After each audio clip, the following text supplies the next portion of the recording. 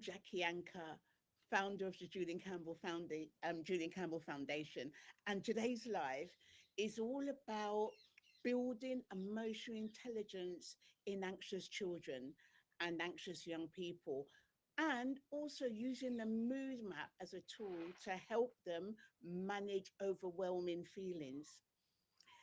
So many parents, when they're speaking with them, they say that things like, my child either shuts down or they explode. And I really don't know what's going on or where it comes from. And so this is exactly why we're here today. So, first of all, we're going to start looking at signs of hidden anxiety. We're going to look at the mood map, the JCF mood map, and what it does and how to use it. And we're going to start looking at ways to build emotional intelligence. And then we're going to take any questions. So, first of all, let's see if we can spot hidden anxiety. So, sometimes it doesn't always look like worry. So, let me know if any of these could be for you, or if yours is different, it shows up in a different way. Let me know that as well. So, is it showing up as anger? Is it showing up as avoidance? This could be avoiding school or avoiding seeing friends or avoiding doing something. Or is it showing up as silence and kind of like shutting themselves away in their room? So, for example, is the young person in your life saying, I'm fine, everything's fine, and even though they're saying everything's fine, they're not going to school, they're not going out with their friends, because these are signs of a hidden anxiety. If these are some familiar, please drop a yes in the chat. Um, so let's look at some other examples. And when I'm talking about these examples, these are young people that we've been working with and families that we've been working with. So your child might lose interest in things that they really loved before. So this could be like playing games, football, music, or friends, and then they've just stopped doing these things. They've just lost interest and they don't want to do it anymore. Or maybe they're starting to get headaches or even tummy aches before school or social events. This is, a typical sign of anxious feelings. Or you might even notice that they're over checking things, like triple checking their homework, triple, quadruple checking their bags. Have they got everything they need there? Are they asking the same question again and again and again? Are they saying that they don't want to go to school on a Monday and giving excuses? This one is more like anxiety hidden as perfectionism. Another one could be like an outburst over a small thing, snapping, because maybe the socks that they want aren't clean or dinner isn't ready.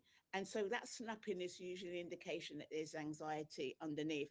Or it could be something completely different. It could be a complete shutdown, spending hours and hours in their room, not answering messages and not wanting to leave the house. So if those are any things that you've seen, please do indicate in the chat. If it's something different, then please do let us know as well.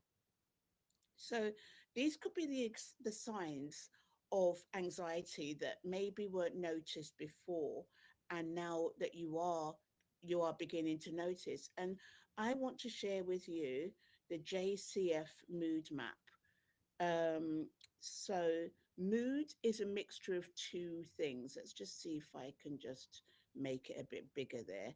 There you are. So mood is a mixture of two things, which you'll see on this page. Um, it's a mixture of two things, like um, how great you're feeling or rubbish you're feeling. Yeah. And also energy. How much energy have you got? Lots and lots of energy, or you've got like really low amounts of energy. And it's these two things, how positive or rubbish you're feeling, or how much or how little energy you've got, that give you the mood in the moment. And also, as well, so let's just go to the mood map. So we can see here in the mood map, we've got the red and we've got the yellow quarters. These are the high energy moods. Yeah. So like here you have red, no, I have yellow, there you have red. These are high energy. And then we have the pleasantness, the feeling really, really rubbish here on the left hand side, and then feeling really, really positive there on the right hand side. And usually what we have is looking at anxiety, it would be here in the red zone. So it's, you can see that it's high energy. Like you can see my cursor, it's high energy and low mood. And this is where a lot of the young people that we work with are placed, either here where there's high energy and they're feeling in a rubbish mood, or down here where the energy levels are lower and they're in a rubbish mood. Also, having said that, if we look onto the other side of the map, we can see here, like yellow is high energy, really feeling positive. So anybody that's here will have a mood of being enthusiastic, cheerful, blessed, pleased. Even up here where it's hyped and gassed, it's high energy. Anything more than that will take you off the map. And sometimes if we have extreme highs, like in bipolar, like, they'll be right off the map. And then coming down, we have the green, so that's low energy, good mood. And I might be in the green, or you might find yourself in the green once you've done some exercise. You might have done some yoga, or you might have done something quite strenuous, and then you're feeling very, very calm, very, very relaxed. So this is the JCF mood map, and the great thing about it is that it depicts the mood. And from this, we young people use it and parents use it alike as well, to see where they are. And if you can't, if you're unable to say which mood you're in straight away, you can always say, look, I'm in the red, or I'm in the yellow, I'm in the blue, I'm in the green. Because this is really a great start when you're looking at your mood. Because really, if you can't identify, you have to identify it first to be able to do something about it. And so this is a really good way of identifying. And all of these quadrants, they're all equal. There's not a bad side and a good side. It's just that here on this side where you've got the red and blue, you've got an excess of the chemicals adrenaline and cortisol, which are pumped out and they don't really help with focus and concentration. It's a flight and fright chemical. And that's what it does. It just wants the young person to flee or escape the risk, the risk, which is why if they're going to school and they don't want to go to school, or they don't want to be with their friends, then they are fleeing that situation to try to protect themselves. And then we have on the bright side of the map, the yellow and the green, we've got different chemicals or different neurochemicals or different brain chemicals, like serotonin being pumped out, dopamine, and endorphins as well. So it's really good way to be able to support the young person in your life to read the map, find out where they are first of all. So let's just go on to the next section now. So how do they do that? So you ask where they are in the mood map. And it could, you could say, like, are you feeling red? Because once they've named it, then that's most of that is the difficulty solved. It's not a problem, because if they don't know what they're dealing with, then it's difficult to do something about it to try and overcome it. So once you've said, look, are you in the red? And or I can see that you're in the red right now. And then they start naming it with you. So just keep it simple. Get them to use the colors, name the mood, and then once they've named the mood and they're maybe nervous or anxious or stressed, then what can they do to manage it? Because then it's really changing the side over to the bright side of the map. What kind of things they do? So already young people do know, the young people that we've met and impacted, they're already using things and doing things to manage their mood. Some of them are drawing, some of them are exercising, some of them are just doing things that they love, really creative things. So your child might be somebody that likes to do some exercise, like do some, what do they call them, jumping jacks and things like that, because once they start doing something like that and they're in the red, then this will bring them down and it will kind of help them manage their mood.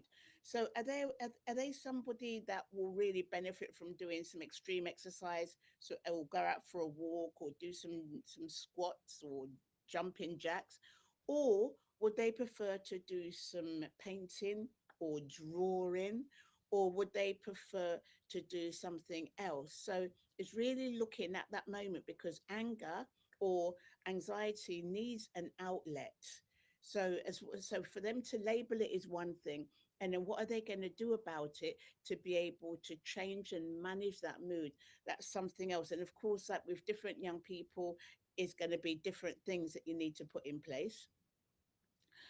And and then once you've done this with them, because this is the emotional intelligence, for them to be able to identify their mood and do something about it to change it. So you can then ask them, so what stood out for you? What would you what would you what worked for you, like when you did the drawing or when you did the squat fronts? How do you feel now? So get them to name the mood afterwards, and then get them to continue doing that, because in that way they'll be able to develop their emotional intelligence. So it's like a muscle. Like, it's something that we probably wouldn't have first of all, but then through all of the practice they start developing their and managing their mood in the same way they would be developing their muscle. So today we've talked about anxiety. We've talked about how we can encourage young people to manage their anxiety, using the Julian Campbell Foundation or JCF mood map, and just explaining as well that mood is a mixture of two things, like how much and or how little energy you've got, and how you're feeling in that moment. You're feeling really, really positive or really, really rubbish. And it's those things together that give you the mood. We would say that it's good for you to measure your mood 4 times a day. It's good for you to do it with the young person so they can see what you're doing as well. So you label it, and then if you want to change it to the bright side of the map, what is it that you can put in place? What is it that they can put in place? And really monitoring that. So thank you for watching this video. What we've done today, we've shared things that we do with our young people in schools, colleges, and also through our mood mentoring sessions. So please do let me know, like, if there's anything that stood out for you and what you're going to try with your child or the young person in your life this week. And if you'd like more support on using the mood map, please direct message me, and or or even check out our work at Julian Campbell Foundation. So thank you for watching this video. Good evening to you all, and see you next week on the next video. Thank you.